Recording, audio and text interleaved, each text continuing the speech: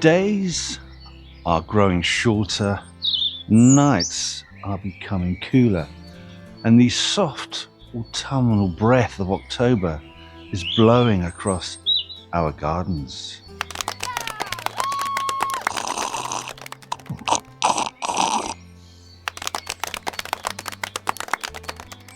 Along with tired, overblown, senescent, I think that's a word, foliage, gardens are also coming to an end of their colourful blooming displays, but it doesn't have to be that way, because in this video I'm going to discuss with you my top 10 flowering plants for October.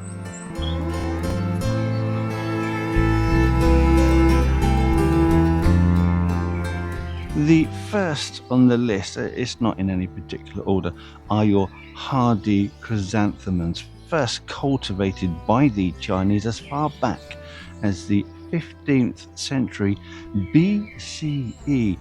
Over that time, they've produced approximately 11 billion cultivars, of which 140 of them have received the Royal Horticultural Society's Award of Garden Merit. They don't like poor soils, waterlogged soils, dry soils, shady positions. But if you do the opposite of that, you'll have some fantastic plants in October. And in the Victorian language of flowers, red chrysanthemums mean I love you, Lorna.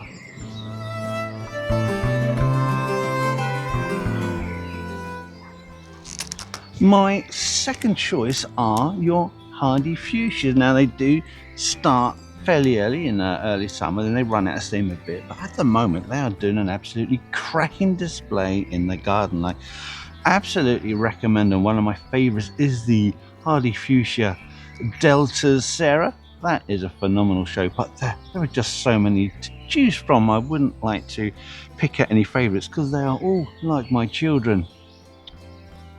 Anyway, light shade, full sun, regularly moist, free draining soil, they're very easy to grow. The only problem you get with these, at least here in the UK, is that they can be prone to a summer dose of fuchsia gourmite, which you cannot spray for. It's absolutely horrible. All you can really do is pick out the damaged foliage, chuck it away, burn it. Don't put it anywhere where you're going to be anywhere near fuchsias, and don't touch any other fuchsias that aren't infected, because those little mites will be on your fingers and you'll just pass it on. Anyway, hardy fuchsias, that is an excellent choice for October flowering.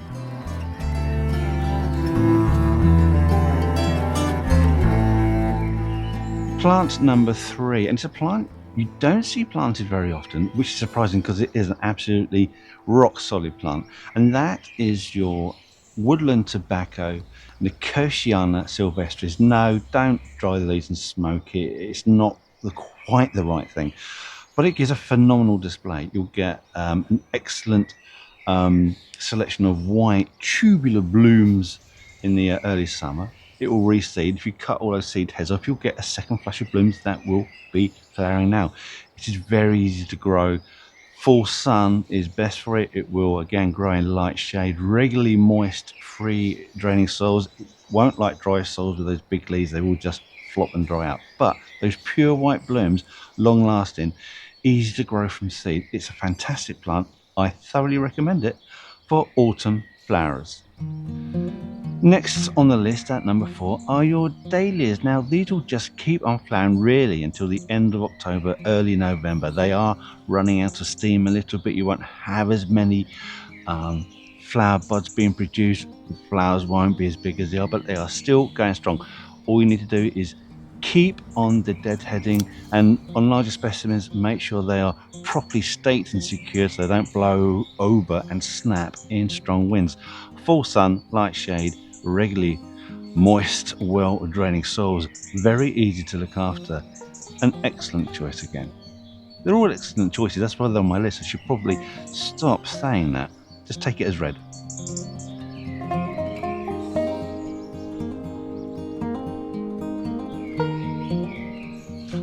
At number 5 are Nerines, and there's only one hardy Nerine that you can grow in the UK here, so it doesn't stop you growing other ones if you live in a nicer climate. Nerine Bowdenii is the only one really to choose here in the UK. It is a South African plant and known to tolerate cold temperatures down to minus 15 degrees Celsius. It is a rock solid plant, apart from there is a virus that it can get, which is a bit of a problem. If you do have that, then just remove the bulbs and throw them away. Anyway, it is a very good plant. It has the Award of Garden Merit from the Royal Horticulturist Society. My only issue with these is when you buy them, don't buy undersized bulbs. Otherwise, it might be a few years before they start to flower, which is just an absolute waste of time and money. So when you purchase these, try and get the biggest size bulbs as you can. And once they're planted, don't disturb them. They don't like being disturbed. They will salt, and again, they won't flower. So plant them once, plant big ones, leave them alone. They'll do you an absolutely phenomenal display year after year after year. Oh, hold on a minute. If you're finding this video useful or even just mildly amusing, then don't forget to click the thumbs up, press on that subscription, and if you want to be notified of whenever we release a new video, then click on that notification bell. It helps us more than you know, and it allows us to do stupid visits like this in the future. Anyway, let's continue to find out what old boiled butt has to say. Bloody glasses back on. Too hot, too sunny. It's too lovely. At number 6 is an Alstroemeria, but it's a very special one known as Indian Summer. Fantastic plant. Unlike many of your other forms, it has this very dark, almost black foliage that really gets its richness when grown in full sun. It's flowering now, unbelievably, and the blooms like they're on fire. You can tell I like this one. So it's a great plant. Thoroughly recommend it. Quite expensive to purchase, but ever so easy to propagate. Yeah, you need to buy one plant and then you've got all the plants in your garden. We grow it here. I've got it in a few places. I like it. It's a great choice. And now we have Salvias, plants from the Southern Americas. They're flowering their hearts out at the moment. They're doing really, really well. We've got 4 species and cultivars here. We've got the involucrata hadspen, which I know it's pink. You know I'm not a big fan of pink, but it's just the structure of those big flowering buds. I love them to bits. You've got the Garanitica forms like Amistad and Black and Blue. Again, still flowering, still really good. Hot Lips, which has been a great display during the summer, that's kind of run out of steam, starts to go white and you don't really see it. But those red forms, I mean, look at this thing that I've still got growing now. It looks like it's at its peak. So there you go, Salvias, plenty to choose from. If you're in the UK, just keep an eye, make sure you're buying ones that are known to be hardy. But it's a great choice, and there's so many to choose from. So if there's one you don't like, there's bound to be several you're going to love. Canna lilies from the Americas are at number 8. Keep them well fed, keep them well watered, keep them in full sun. They will tolerate light shade. They'll just keep on flowering. Deadhead them as required, although some believe you don't have to deadhead them, and we do have them flowering anyway when the seeds are left on, but they do take a lot of energy out of the plant if they can produce viable seed. But a wonderful plant. It's pretty much rock solid, apart from, again, these have another virus that can affect them. And if you do get virus plants, again, lift them, destroy them, burn them. Don't have them anywhere near uninfected plants. Also be aware, in the spring they can be prone to attack from biting insects like aphids, and aphids will transfer infected sap from one plant to another. So keep an eye on that. Canna virus is the only issue you get with these. Always buy stock from a reputable supplier, but a great plant.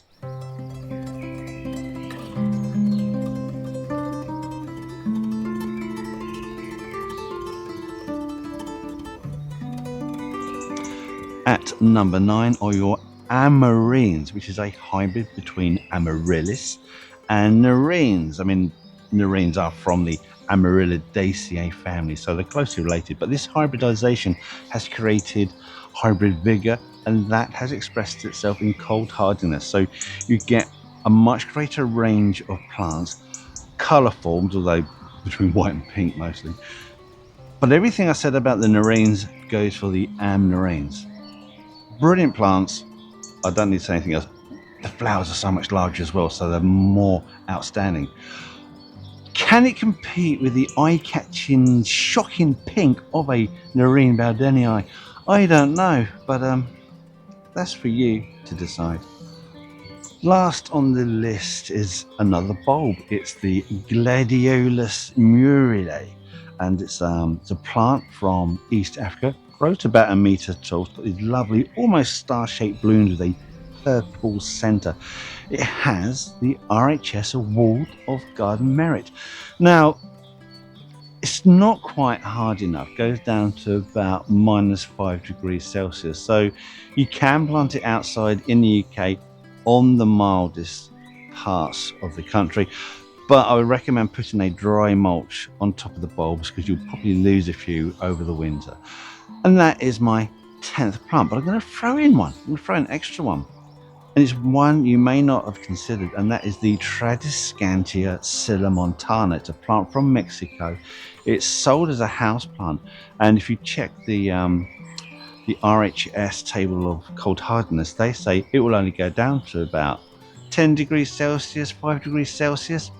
That's not true at all. I've been growing this plant for about 10, 12 years now. I have it outside all year round. I have it in full sun. I have it in the shade. I have it in wet soils, dry soils. It never not comes back. It is rock solid. We've had temperatures here down to about -8 degrees Celsius. It doesn't care. It just bounces back. It is superb. I love that silvery foliage. And right now it is in flower with some shocking pink blooms. That matches quite nicely with the Nerine Bowdenii. But no one grows it. I grow it, but no one else seems to grow it as an outside plant. It's rock solid. It's rock solid. If you see it, I'm not saying take a cut in and just stick it in the soil, because it will grow. They are the easiest things to grow from cuttings. Anyway, I digress. That is my top 10 flowering plants for October. You can now put in any of your favorite flowering plants for October in the comments. We would love to hear from you. Before I go, don't forget to click like, press the subscription bell, and once again, on my very final piece of dialogue, there is an aeroplane going over to destroy my audio. I love living down here. Thanks for watching. I'll see you in the next video. You little flipping. Right, now, just before you go, if you want to see more content, more behind the scenes stuff, and images that I've taken of some weird freaky plants over the years, then you're in luck, because we've created an Instagram page. So you can find the link in our description. You can find the link on our main page, and if I'm clever enough, I might be able to get a link somewhere up there. Anyway, thank you for watching, and if you want to see more YouTube stuff, then check out this video here. That's quite a good one. And if it doesn't float your boat, then another one right there. And enjoy these while I still got the strength, imagination and aptitude to make them. Thank you for watching. Goodbye.